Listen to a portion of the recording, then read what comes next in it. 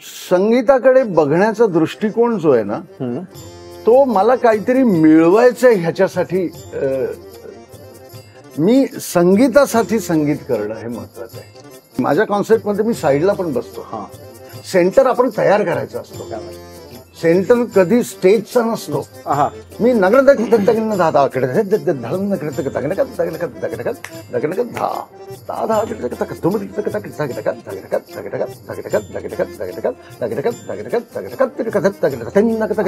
ह्याच्यात माझे गुरुजी आता आहे माझ्या बरोबर. क्या बात आहे. माझ्यासारखं कोणीच दुसरं नाही. आणि हे वसंत सगळ्यात खतरनाक.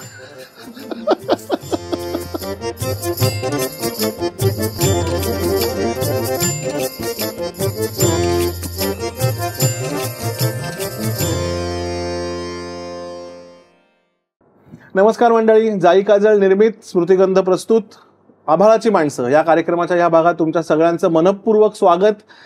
आज आपल्याकडे अतिशय अशी व्यक्ती आलेली आहे जे संगीत क्षेत्रातलं खूप मोठं नाव आहे, ज्या माणसाने आपलं एक विशेष असं स्थान निर्माण केलेलं आहे. तरी असून स्वतःचा अतिशय दिलखुलास स्वभाव आणि जमिनीवरचे पाय या दोन गोष्टींसाठी माझी पर्सनल फेवरेट ही व्यक्ती आहे. तर आपण स्वागत करूया पद्मश्री पंडित विजय घाटे यांचं. नमस्कार.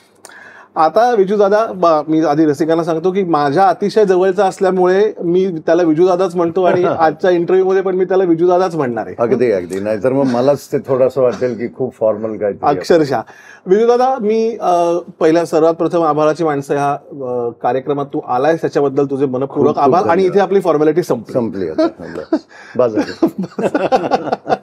तर मी तुला असा पहिला प्रश्न विचारेन की आपल्या प्रत्येक कलाकाराच्या साठी एक साध्य असतं, एक साधक असतो आणि एक साधन असतं. बरं. म्हणजे गायक जरी म्हटलं आपण तरी गळा आहे त्याचं साधन झालं आणि त्याच्याने ह्या साधनाच्या निमित्ताने काहीतरी साध्य करायचा प्रयत्न करतो.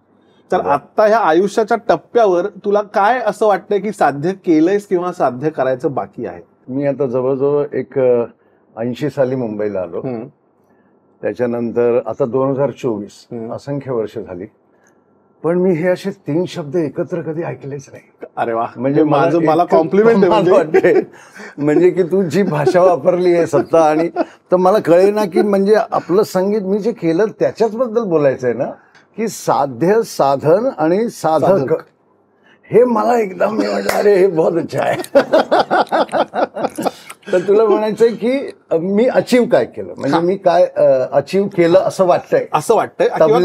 तबला करून इतके वर्ष. बरोबर आहे ना. बरोबर. तर अचीव काय केलं हे यापेक्षा काय नाही केलं त्याची लिस्ट माझ्याकडे जास्त आहे. आणि सुरुवातीलाच तुम्हाला सांगितलं की माझे पाय जमिनीवर आहे, लोकांना सांगितलं, तर मला हे म्हणणं महत्वाचं वाटतं. पण एनिवे, जोक्स ऍक्च्युली काय होतंय ना आदित्य, की आपलं जेव्हा संभाषण होतं ते नेहमी इतकं असं एक आरामातच होतं. त्याच्यामुळे लोकांना जरा हे वाटेल की काय चाललंय. नाही, पण तसंच होऊ दे. आपण असं समजूयाच नको की आपलं हे कोणी ऐकणार आहेत म्हणून. That is the beauty. नाही, ते फार भारी पडेल. नाही, ते जाऊ दे. पण अरे खरंच सांगतो, आता सिरियसली सांगतो की म्हणजे काय होतं की मी जेव्हा समजा लहान होतो त्यावेळेला मी उस्ताद झाकीर हुसेन साहेबांचा तबला ऐकला आणि मी वेडा झालो. त्यावेळेला मी 10-12 वर्षाचा होतो. तर मी वेडा कशामुळे झालो, तो टोन, ती स्पीड, त्यांचा तो अपिअरन्स, त्यांचं दिसणं आणि त्यांचं ते वाजवणं, त्यांनी मला पूर्ण एकदम झपाटल्यासारखं झालो. आणि त्याच्यामुळे मी सिरियसली हे करायचं, म्हणजे ते झालंच माझ्याकडनं. दुसरं काही मला डोक्यातच येईना. आणि आई वडिलांनी अर्थात मला खूप सपोर्ट केला. पण होतं काय, मग मी माझ्या गुरुजी पंडित सुरेश तळवलकरजींकडे आलो 80 साली इथे शिकायला मुंबईला. तर त्यावेळेला सुरुवातीला कसं होतं ना की स्पीडची खूप क्रेज असते, हाऊस असते की हे असं कधी वाजेल, असं इतक्या स्पीडमध्ये जो हात चालतात ते आपले कधी होतील. मग ते होता जेव्हा इतके चांगले गुरु असल्यामुळे तो रियाज आणि ते तालीममुळे ते आपोआप होत जातं आणि ते आपल्याला कळत नाही, पण ते होत जात. मग लयचा एक शौक लागतो की लयकारी गणित, की याच्यामध्ये, कारण गणित खूप महत्वाचं आहे तबला या शास्त्रामध्ये. तर त्याचं होत जात ते त्याच्या मागे मनुष्य लागतो. म्हणजे हे 2, 3 मग कार्यक्रमाची थोडं अट्रॅक्शन असतं, मग ते कार्यक्रम मिळू लागतात, मग ते आपण लोकांपर्यंत पोहोचायला लागतो, लोक आपली तारीफ करायला लागतात. तर मला म्हणायचं काय, प्रत्येक वेळेला पोचता पोचता आपल्याला असं वाटतं की आपण पोचलो, पण ते पोचल्यानंतर परत दिसतं की तिथे अजून काहीच नाही, अजून हे काहीच नाही. जे मला 10 वर्षापूर्वी वाटत होतं ते मला मिळालं असं वाटताच मला ते मिळवताना हे कळतं की अजून तेवढंच लांब आहे.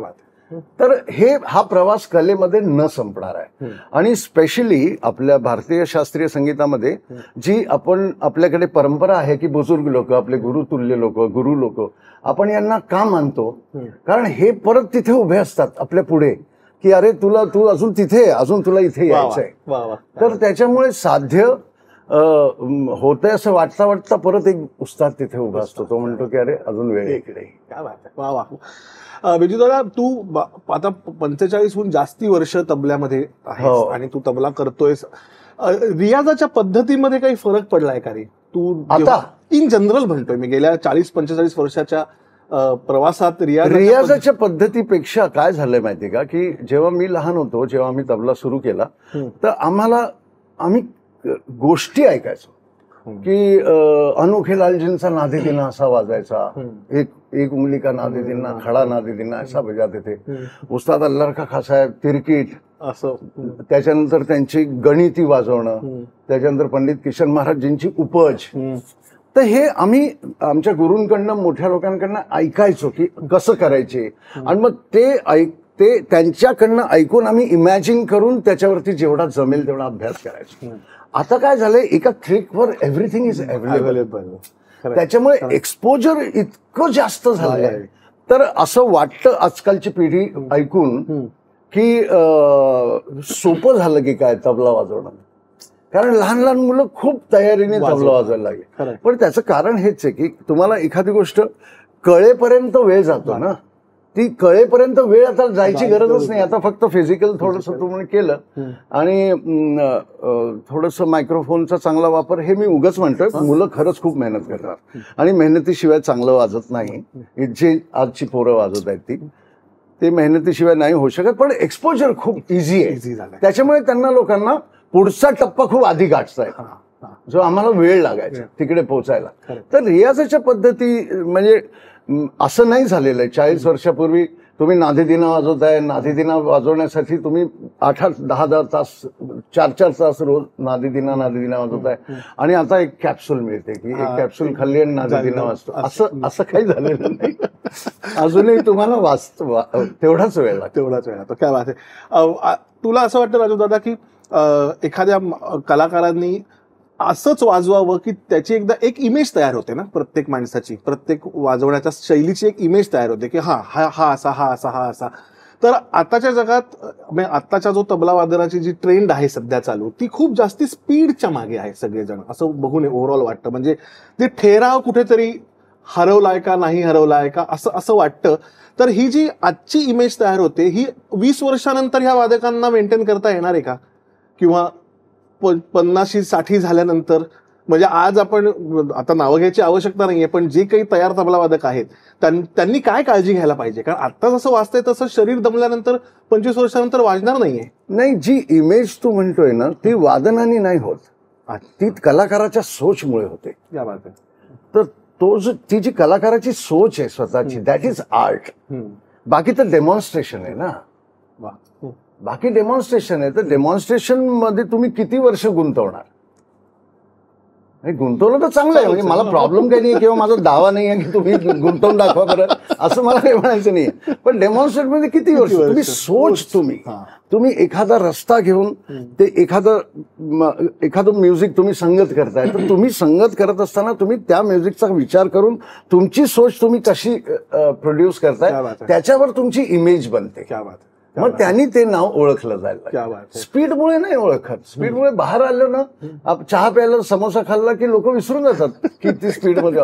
ते स्पीडचा संबंध तिथे टाळं वाजवलं की ते गेलं, पण ती सोच असते, ती लक्षात राहते की अरे त्या दिवशी त्यांनी हे काहीतरी डग्यामध्ये केलं होतं, नाही कळणार डिटेल, पण ते राहतं लक्षात. दॅट इज सोच. क्या बात आहे. तर ती कॅरी फॉरवर्ड ती झाली पाहिजे. तर एकदा तू खूप छान म्हटला होतास की लय ही पानांसारखी सळसळती पाहिजे आणि सूर हा झाडाच्या खोडासारखा घट्ट पाहिजे. कुठल्या वेळेला म्हटलं होतं? नाही, वेळेपेक्षा विचार महत्वाचा असतो नेहमी. लय लय बरोबर आहे. लय सळसळती पाहिजे. लय फ्लो आहे ना लय मध्ये. थिन नाच का थिन नाना थिन नाना थिन नाना थिन नाच का थिन, हा फ्लो चाललाय. थोडी थोडी पुढे पुढे चालली आहे, पण ते ना थिन म्हणजे मग ते मेट्रोनम सारखं झालं. कारण आपला तेव्हा मेट्रोनम वरूनच विषय झाला होता. थिन नाना थिन नाना थिन नाच का थिन नाकडे थिन ना थिन ना थिन नाना थिन नाच का थिन नाना थिन नाना थिन. तर हा फ्लो आहे. हो, असं हा तो फ्लो आहे ना.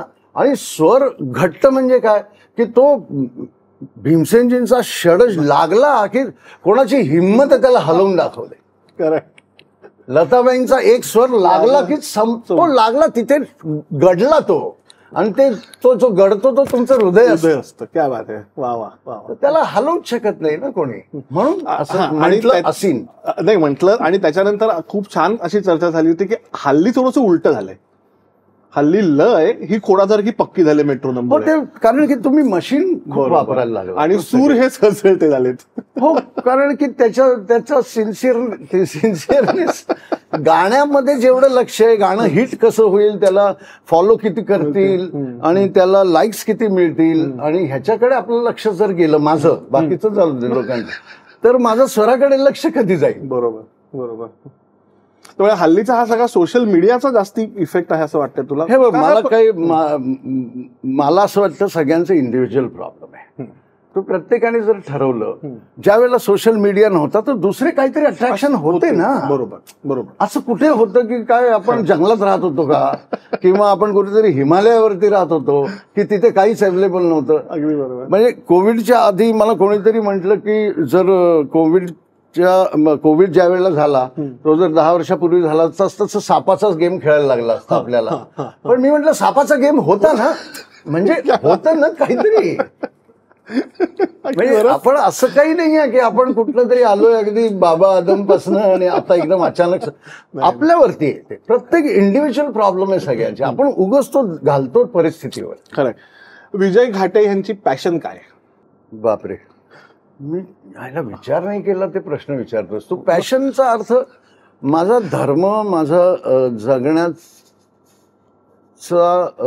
कारण सगळंच संगीत आहे, तबला आहे. त्याच्यामुळे वेगळं असं हे माझं पॅशन आहे बरं का, असं मला कधी वाटलं नाही. इट्स लाईक आपण श्वास घेतोय आपण, तसं मी संगीत मी जगतो. त्याच्यामुळे मी असा विचार नाही केला की हे माझं पॅशन आहे. बघ करून आत्ता जमतंय काय अर्धा सेकंद? पॅशन म्हणजे एक्झॅक्टली काय? पॅशन म्हणजे अशी कुठची गोष्ट आहे की तू पॅशनेटली तुला करायला आवडते. तबला सुद्धा असं म्हणू शकतोस तू, पण अरे हे करायला खूप मजा येते ना. दुसरं काय? ठीक आहे अनेक गोष्टी, पण कशाला आपण तबल्यावर भागवून घेऊ. काय बात आहे. बरं, तबला ओव्हरऑल स्वस्त आहे झालाय, महाग आहे झालाय, की प्राइसलेस आहे, प्राइसलेस होता? नाही, मी तू म्हटलं, आता मला आठवलं, मी एकदा तुला म्हटलं होतं की आजकाल तबला बहुत सस्ता हो गया, कारण की कोणी पण वाजवायला लागला. माझा अर्थ त्याच्यामध्ये असा होता की पूर्वी एक उस्ताद एका अक्षरासाठी फेमस होता. वा वा. आणि ते अक्षर, ते बोल ऐकायला, तो एक बोल ऐकायला, म्हणजे बाकी वाजवत नव्हते असं नाही, बाकी सगळं येत होतं त्यांना, पण ते प्रसिद्ध होते त्या एका गोष्टीसाठी, आणि ते ऐकण्यासाठी लोक गर्दी करायचे. आता सगळे अक्षर वाजवतात आणि चांगले वाजवत आहेत. म्हणजे असं काही नाही आहे की कोणी काही असं फेक काही नाही आहे त्याच्यात, खूप चांगलं वाजवत आहेत.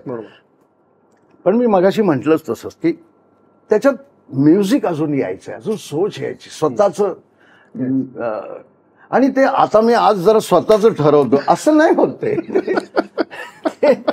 आपोआप काहीतरी ते आज जातं आणि मग ते बाहेर येतं. ते आधी झिरपायला पाहिजे खूप. क्या बात आहे.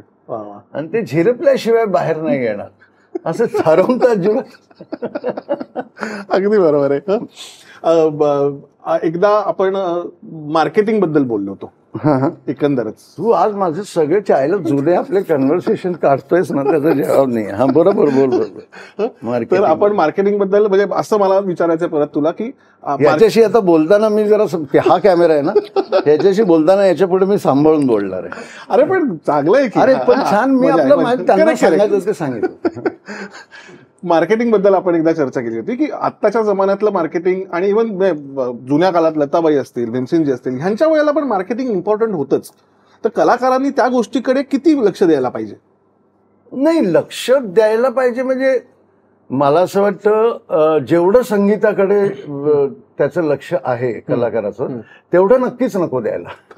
म्हणजे पण समजा कोणी आलं, एखादे जर्नलिस्ट किंवा कोणीतरी जुन्या काळी सुद्धा, की मला जरा तुमच्याबद्दल छापून हवंय, किंवा मी कुठेतरी कोणाला तरी भेटलो 40 वर्षापूर्वी, माझं जरा बघा हा कुठेतरी छापून आलं, इथपर्यंत ठीक आहे ना.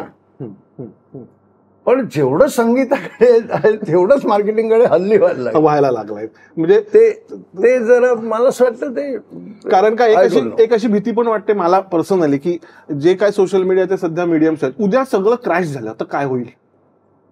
तू असे काय भयानक विचार का करतोस? अरे पण हा विचार आहे ना, एक क्रॅश झालं तर मनुष्य आहे ना, आपण जगू ना. नाही बरोबर, पण होऊ दे. जे जसं तू म्हणतोयस की बरोबर म्हणतोयस, असंच माझं म्हणणं आहे की मार्केटिंग काय होणार आहे, म्युझिककडे लक्ष देणं गरजेचं आहे. मार्केटिंग क्रॅश झालं कशाला पाहिजे ते म्युझिककडे लक्ष द्यायला? म्युझिक होऊ शकतं. म्युझिक एवढं अट्रॅक्टिव्ह आहे ना, तेवढं अट्रॅक्शन आहे त्याच्यामध्ये, बरोबर आहे की सोशल मीडियाला क्रॅश व्हायची गरज नाही. तुझं बेसिकली सगळं तबल्याचं इनिशियल शिक्षण हे गुरुकुल पद्धतीत झालं. हो. आणि त्या गुरुकुल पद्धतीबद्दल तू सांगावंस असं मला वाटतं. गुरुकुल पद्धत म्हणजे पूर्वी जसं होतं की गुरुच्या सान्निध्यात राहणं हे महत्वाचं होतं. तर त्यामुळे कसं होतं की गुरुचे विचार, गुरुचे त्यांचे रिॲक्शन्स टुवर्ड्स लाईफ, ज्या आपल्या आयुष्यामध्ये गोष्टी होतात त्याला ते कसं रिॲक्ट करतात, संगीत त्यांच्या गुरूंबद्दल बरोबर त्यांचं काय असतं, ते कसं विचार करतात, ते कोणाबद्दल काय बोलतात, ते स्वतः रियाज कसा करतात, ते शिकवतात कसं, ह्या सगळ्याचा संबंध असायचा. म्हणून आपल्याकडे जे गुरुकुल पद्धत जी पूर्वीपासून आली, की किती मोठा अगदी चक्रवर्ती सम्राट असेल तरी तो गुरुच्या घरी पाठवायचा राहायला त्या मुलांना आपल्या. तर ती शिस्तीचा भाग आहे आणि त्यांचं एकत्र राहणं, गुरुच्या सान्निध्य खूप महत्वाचं आहे. आणि मग त्याच्यात जी तालीम होते ना, ती आठवड्यातनं तुम्ही 4 दिवस किंवा रोज 2 तास जाऊन आहे. खरं. आणि मग त्या इन्फ्लुएन्सचा पुढे आपल्याला, मी असं म्हणतो की आविष्कारात कन्व्हर्ट करताना ह्या इन्फ्लुएन्सचा किती फरक पडतो? खूपच पडतो आणि दिसतो ना. म्हणजे माझे गुरुजी आणि उस्ताद जाकीर हुसेन साहेब, मी तबला घेऊन बसलो की मला माहिती असतं की ते माझे दोघे बरोबर आहे. म्हणजे आय कॅन फील देम. क्या बात आहे. वा वा. म्हणजे एक कॅलिफोर्नियाला असतात, एक सिंहगड रोडला असतात, किंवा कुठेतरी प्रवासाला असतात, पण ते असो, ते त्यांचं फिजिकली कुठेच माहिती नाही, पण माझ्या बरोबर प्रत्येक आवर्तनात मी फील करतो. क्या बात आहे, क्या बात आहे. मी नगर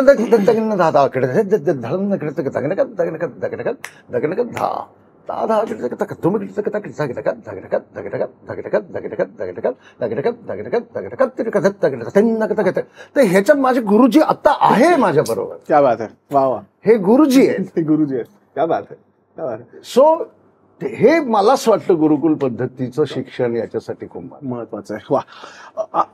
ऑडियन्सच्या पर्स्पेक्टिव्हनी हल्ली कलाकारांना जो एक प्रकारचा रिस्पॉन्स मिळतोय, त्या रिस्पॉन्समध्ये आणि जुन्या ऑडियन्सच्या रिस्पॉन्समध्ये काही तुला फरक वाटतोय?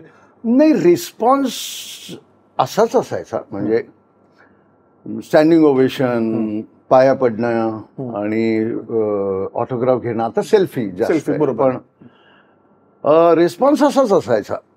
आणि मला असं नेहमी वाटतं की जे ऑडियन्स, जो लिस्नर आहे ना, जे ऐकणारे आहे, त्यांचा कधीच काही दोष नसतो. तुम्ही त्यांना जर प्युअरेस्ट जर ऐकवलं ना, तर ते तेवढ्याच प्रेमाने ऐकतात जेवढं तुम्ही भेसळ करून त्यांना ऐकवाल. कारण त्यांना घेणं देणं नाही आहे. त्यांना ते सगळं विसरून 1-2 तास 2.5 तास तिथे आनंद घेण्यासाठी आले. त्याच्यामध्ये कोण लायकीचा आहे, कोण न लायकी, त्यांना आनंद मिळतोय ना, विषय तिथे त्यांच्यासाठी संपला. बरोबर. पण ही कलाकाराची जबाबदारी आहे ना, की आपण काय वाढायला पाहिजे. वा वा. क्या बात आहे.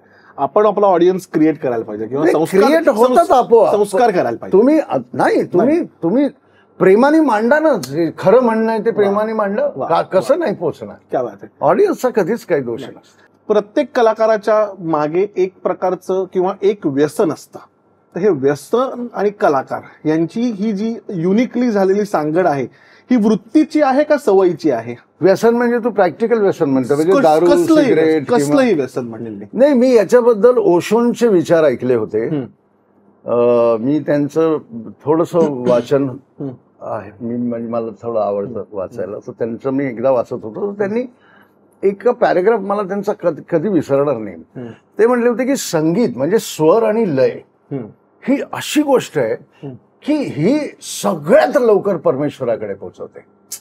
सगळ्यात. म्हणजे 12 वर्ष तुम्ही जर तपश्चर्या कराल आणि तुमच्यावर ते वारुळ वगैरे येईल वगैरे वगैरे, ती तपश्चर्या ती जर 12 वर्ष कराल तर तुम्ही जर फक्त षडज, प्युअर षडज, तुम्ही 7 दिवसात परमेश्वराकडे जाऊ शकता. इतकी ताकद आहे. आणि ते संगीतकारामध्ये ती ताकद देवाने दिली आहे. आता देणी तर आहे, मग तो आता मनुष्य आहे कलाकार, तो काय करेल, दर 7 दिवसांनी षडज लगा की बुलालेगा असं होऊ शकतं. तर त्यांनी काय केलं की ह्याला काहीतरी टाका. सिगरेट तरी पिल, चायला हा बाईच्या मागे लागेल किंवा व्हॉट एव्हर, दारू पिल, गांजा पिल. तर तू जास्तीत जास्त कलाकार, आणि जो कलाकार हे करत नाही त्याला एक तर निश्चित असतं की माझ्यासारखं कोणीच दुसरं नाही. क्या बात आहे, क्या बात. आणि हे व्यसन सगळ्यात खतरनाक. हो, सिगरेट प्यायले तर हार्ट फेलने तुम्ही ओके, पण माझ्यासारखं कोणीच नाही. हे जर सतत विचार करेल मनुष्य, त्याच्यासारखं तो वाईट व्यसनच नाही. मी क्या बात आहे. स्वतःला विसरणारी व्यसनं परवडली, हे स्वतःला लक्षात राहणारं व्यसन नको आपला अजिबात. आता तुझ्या आयुष्यात तू अतिशय मोठमोठी माणसं बघितलीस आणि त्यांच्याबरोबर राहिला, परमेश्वराची कृपा. मला असं वाटतं की तू एक 2-3 असे, म्हणजे जाकीरबाई असतील, तुझ्या गुरुजी सुरेशजी असतील, नाहीतर शाहिद भाई असतील, तर त्यांच्याबद्दल एक थोड्याशा तुझ्या 1-2 आठवणी सांग ना, की ज्याच्यामुळे एक इन्फ्लुअन्स राहिलाय डोक्यात शिल्लक. नाही, सगळ्यांचा एक इन्फ्लुएन्स तर माझ्यावरती निश्चित आहे की संगीताकडे बघण्याचा दृष्टिकोन जो आहे ना, तो मला काहीतरी मिळवायचंय ह्याच्यासाठी. मी संगीतासाठी संगीत करणं हे महत्वाचं आहे. म्हणजे मी जेव्हा धाते धागे ना धातेकडे धाते धागे देणं गेलं, धाते धागे ना धातेकडे धाते धागे देणं, हे जेव्हा मी शिकतो किंवा रियाज करतो किंवा वाजवतो, तर आता मी हे वाजवताना मला अमजद अलीन बरोबर वाजवायला मिळेल बरं का, असं जर डोक्यात आलं तर दॅट इज रॉंग. हा दृष्टिकोन मला प्रत्येक मोठ्या कलाकारामध्ये दिसला की काहीतरी मिळवण्यासाठी तुम्ही जर शिकलं तर ते तुम्हालाही पचणार नाही आणि तुम्ही पचवते. तुम्ही त्या धातीत धागे ना धातेकडे धातीत धागे धीनं घेणं साठी जगा. क्या बात. वा. बस हे हा मंत्र मला निश्चित सगळ्या मोठ्या कलाकार. क्या बात आहे, क्या बात आहे. वयाच्या ह्या टप्प्यावर आल्यावर कुठल्या सांगायची नाही, एक्झॅक्टली ते नाही सांगत आहे. पण सेकंड इनिंग बद्दल तुझं काय म्हणणं आहे? प्रत्येक कलाकाराच्या आयुष्यात ही एक सेकंड इनिंग येते. ऍक्च्युली काय आहे, बरोबर आहे तुझं, सेकंड इनिंग प्रत्येक कलाकाराच्या आयुष्यात येते असं तू म्हणतो, पण असं नाही आहे. बर, मला जे म्हणायचंय, सेकंड इनिंग ही फक्त तबला प्लेअर किंवा हार्मोनियम प्लेअरच्या बाबतीतच होऊ शकतं. कारण की एक सक्सेसफुल तबला प्लेअर, एक सक्सेसफुल हार्मोनियम प्लेअर, आता आपण फक्त तबला प्लेअर घेऊ, सक्सेसफुल तबला प्लेअर पेक्षा सक्सेसफुल अकंपनिस्ट, ज्यांनी 30-35 वर्ष जगातल्या सगळ्या कलाकारांबरोबर साथ केली है ना, बरोबर, आणि सगळ्यांनी त्याच्यावर खूप प्रेम केलं, त्याच्याशिवाय आम्ही वाजवणार नाही पण म्हटलेलं होतं की, आणि इतकं प्रेम मिळालं, सगळं आहे. हे उस्ताद राशिद खान, सॉरी आता ते तर बिचारे खूप नुकसान करून गेले आपल्या सगळ्यांना, फार मोठं न भरून पावणारं नुकसान आहे.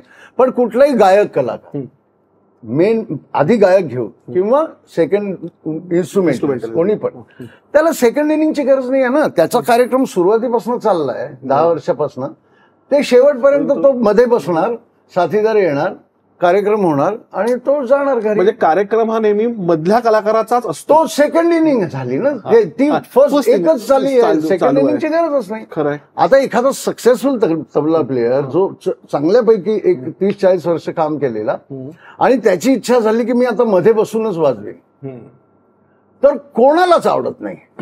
काय बात आहे, काय बात. आणि हे मी तुला म्हणजे खास करून गवई अजिबात पटत नाही. म्हणजे मी माझ्या अनुभवावरनं सांगतोय, मी कितीतरी गवयांबरोबर, आता नाव घ्यायची गरज नाही, मी माझा कॉन्सेप्ट म्हणून काही गोष्टी केल्या. म्युझिकली ते लोक खूप थ्रिल्ड, आवडतंय, स्वतः खूप एन्जॉय करतात, पण एक 4-5 झाल्यानंतर रिअलाइज होते की आम्ही मागे पडतोय, हा पुढे येतोय तबला प्लेअर. मग हा माझ्यापेक्षा वयाने मोठा आहे, एक्सपिरियन्स आहे, त्याचा काही संबंध नाही, तबला प्लेअर आहे. तबला प्लेअर कसा पुढे येतो, इथेच बघायची सवय आहे. हे असं कसं चाललंय. आणि हे मी म्हणजे कधी वेळ आली तर हे नाव घेऊन पण सांगू शकतो, पण मोस्टली गवई आणि मग इन्स्ट्रुमेंटलिस्ट वाले पण. अरे एवढंच नाही, काही काही ऑर्गनायझर जे गवयांच्या तालमीमध्ये तयार झालेत ना, त्यांना पण तबला प्लेअर मध्ये आलेला म्हणजे मुख्य प्रवाही झालेला चालत नाही. बरोबर. एक नाव सोडून दे, आमच्या देवाचं उस्ताद झाकीर हुसेन, कारण ते त्यांना कोणी अडव, पण काय प्रयत्न झाले नव्हते. खरंय. त्रास झाला नाही लोकांना. खरंय. खरंय. प्रचंड त्रास झाला की अरे एक तबला प्लेअर एवढा मोठा हिट कसा होऊ. तर म्हणून मी तुला म्हटलं की सेकंड इनिंग सुरू झाली, की ही सेकंड इनिंगचं वेगळा स्ट्रगल आहे आपला, जो सेंटरमध्ये बसण्याचा स्ट्रगल आहे. हे बघ, सेंटरमध्ये नाही, माझ्या कॉन्सेप्टमध्ये मी साईडला पण बसतो. सेंटर आपण तयार करायचा असतो. सेंटर कधी स्टेजचा नसतो. वा वा वा वा. तो सेंटर कधी साईडला जाऊन तो सेंटर होतो तो कळत पण नाही. तर तो सेंटरची काळजी मला नसते, ते सेंटर आपण तयार करायचा असतो आणि तो आपल्या तेवढा आपण काम करायला पाहिजे आणि तेवढी कृपा पाहिजे परमेश्वराची की तो सेंटर चेंज होतो, त्याची काळजी नाही आहे. पण म्हणजे म्हणून मी तुला म्हटलं सेकंड इनिंग, म्हणजे मला बिटरनेस वगैरे काही नाही आहे, पण हे फॅक्ट सांगतोय तुला. आणि मला हे तू विचारलं बरं झालं, मी काहीतरी मोघम उत्तर देऊ शकलो असतो, पण आय रिअली केअर की मी हे बोलायला पाहिजे. काय मी तुला महत्वाचा प्रश्न विचारतो जो मला वैयक्तिक पडलेला आहे. पद्मश्री मिळाल्याचा फायदा झाला की तोटा झाला? पद्मश्री मिळाल्याचा ऍक्च्युली मी सांगू का, पद्मश्री मिळणं खूप मोठी गोष्ट आहे, कारण की मी तर कधी विचारच केला नव्हता की आपल्याला आयुष्यात कधी पद्मश्री वगैरे मिळेल. पण ती आली देवाच्या कृपेने. पण फायदा तोटापेक्षा ते मिक्स आहे. जो कॉमन लोक आहे जी स्वर लईवर प्रेम करतात, त्याच्यामुळे तुमच्यावर करतात, त्यांच्याकडनं खूप फायदा म्हणजे खूप पॉझिटिव्ह होता. पण काही काही लोकांना खूप त्रास पण झाला, पण आता झाले, त्यालाही 8-9 वर्ष झाले, त्याच्यामुळे आता त्यांनाही त्या त्रासाची सवय झाली, मलाही झाली त्यांच्या त्रासाची. नाही, कारण मला विचारायचा मुद्दा असा होता की हा असा something I want which is uncommon even in the music आपल्या फ्रॅटर्निटीमध्ये, की असा सहज कुठच्या तरी संस्थेने एक जीवनगौरव देणं किंवा एखाद्या चॅनलनी जीवनगौरव देणं वेगळं आणि पद्मश्री मिळणं वेगळं. म्हणून मी फक्त विचारत होतो की नाही त्याचं. आणि लोकांनी मला खूप प्रेम पण केलं आणि बुजुर्ग मंडळींनी पण मला खूप आशीर्वाद दिले, नाही असं नाही.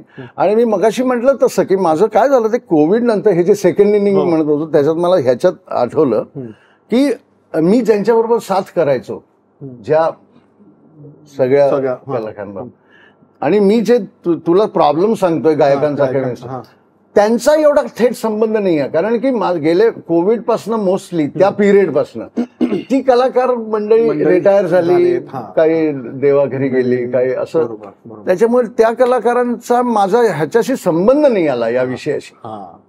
म्हणजे ते नसतानाचा मी अनुभव सांगतोय सेकंड इनिंगचा.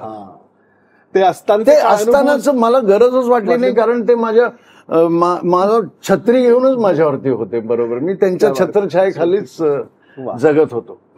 म्हणजे पंडित जसराजजी, पंडित बिरजू महाराजजी, पंडित शिवकुमार शर्मा, राजन साजन मिश्राजी, उस्ताद राशिद खान, आता पण उस्ताद अमजद अली खान साहेब, त्यावेळेला उस्ताद विलायत खान साहेब, उस्ताद बिस्मिल्ला खान साहेब, म्हणजे इतकं प्रेम केलं या लोकांनी की मला ह्याची गरज नाही वाटली. मला वाटायचं की आपली ही बस हीच इनिंग आहे.